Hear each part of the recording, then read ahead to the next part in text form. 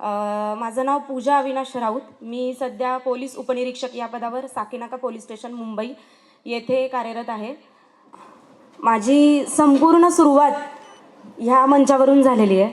म्हणजे ही खरं तर अतिशयोक्ती वाटू शकते, पण मी योजनेत यायच्या आधी कॉन्फिडन्स एकदम झिरो लेवलला होता.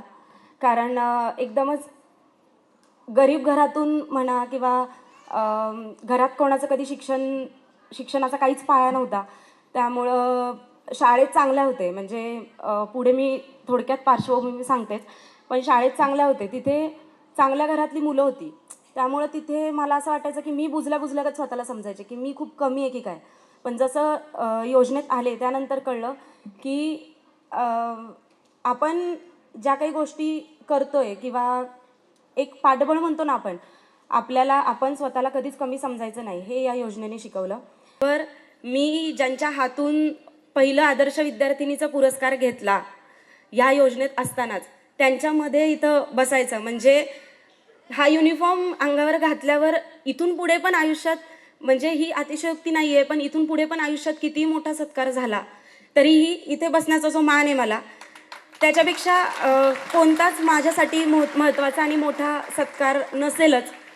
म्हणजे त्यांना एक पाठबळ नाही आहे, ते पाठबळ देण्याचं काम या जय गणेश ज्ञानवर्धन अभियानाने केलं.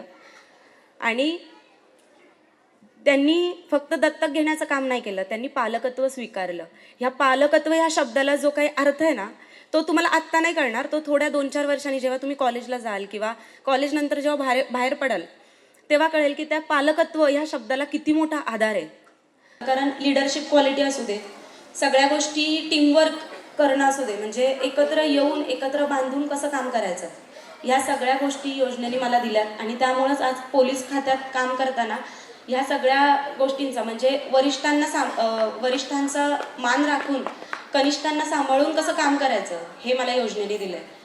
आणि त्यामुळं ह्या वयात पण मी मुंबईसारख्या ठिकाणी पोलीस स्टेशनला व्यवस्थित काम करू शकते. कोणाला असं वाटत नाही आहे, म्हणजे भलेही मी सगळ्यांमध्ये तिथेही लहान आहे, पण कोणाला असं वाटत नाही की हिला अनुभव कमी आहे, कारण तो अनुभव मला योजनेतून मिळाला आहे. म्हणजे ही सगळी जी योजना आहे ती पूर्ण निस्वार्थीपणे, मला एकच ह्या सगळ्यातून सांगायचं आहे की जी काही संधी तुम्हाला मिळाली आहे त्याचं 100% सोनं करा. कारण अशी संधी, आता मी तपासाच्या निमित्ताने भरपूर ठिकाणी फिरते किंवा मुंबईत आहे, हे मी कुठंच पाहिलं नाही. जे काही आपल्याला एवढं निस्वार्थीपणे देत आहे, ही सगळी बाप्पाची कृपा समजा, बाप्पाचा आशीर्वाद आहे तुमच्या डोक्यावर. आई वडिलांच्या मागच्या जन्मीचं काहीतरी पुण्य तुम्हाला मिळालंय की तुम्हाला ह्या योजनेचा आधार मिळालाय. आणि नक्कीच मी जसं सोनं केलंय किंवा अजूनही आपल्या योजनेतले जे विद्यार्थिनी आहेत ज्यांनी त्या लेवलला गेलेले आहेत, तसं काहीतरी सोनं नक्की करा. कारण की असं नाही आहे की गरीब आहे म्हणून आपण स्वप्न बघू शकत नाही. गरीब आहोत, स्वप्न बघू शकतोय, आणि बाप्पाचा आशीर्वाद त्यामुळेच मिळालाय की आपल्याला घरच्यांचा जो आधार नाही आहे तर तुम्हाला ही योजना आहे, तुम्ही काहीतरी करू शकता म्हणून तुम्हाला एवढ्या सगळ्या पुण्यातल्या शाळांमधून तुम्ही उचललेले एक हिरे आहेत. एवढं सतत डोक्यात ठेवायचं की आपल्याला काहीतरी करायचं.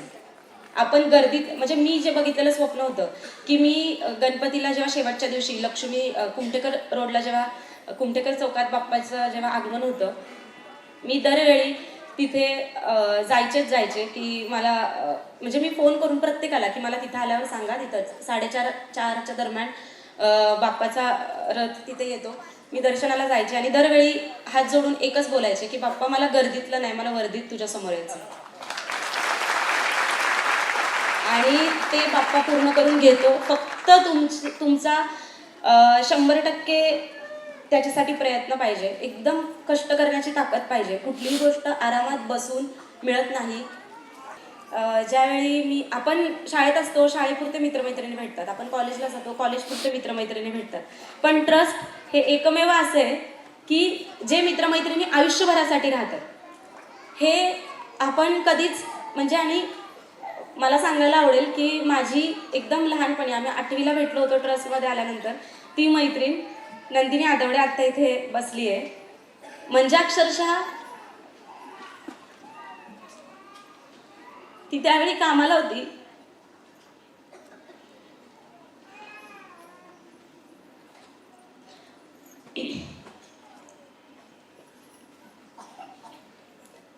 ग्रॅज्युएशन झाल्यानंतर माझ्यासोबतचे सगळे जॉबला लागले होते, मी एकटे अभ्यास करत होते. जेव्हा आपण स्पर्धा परीक्षांचा फॉर्म भरतो त्यावेळी फी भरायची असते. घरी राहत असल्यामुळे एकदम आपल्याकडं 2-3 फॉर्म भरायचे असतात, तर 1000-1200 रुपये सगळ्याचे मिळून होतात. एवढे पैसे एकदम नसायचे. ती मैत्रीण चिपळूण वरून माझ्यासोबत इथं आहे, लग्न झालंय तिचं, तरी ती आली आहे. म्हणजे आणायची आमची आज भेट झाली आहे. सुखदुःखात सुरुवातीपासून शेवटपर्यंत मी तिला फोन करायचे, नंदिनी फॉर्म भरायचे.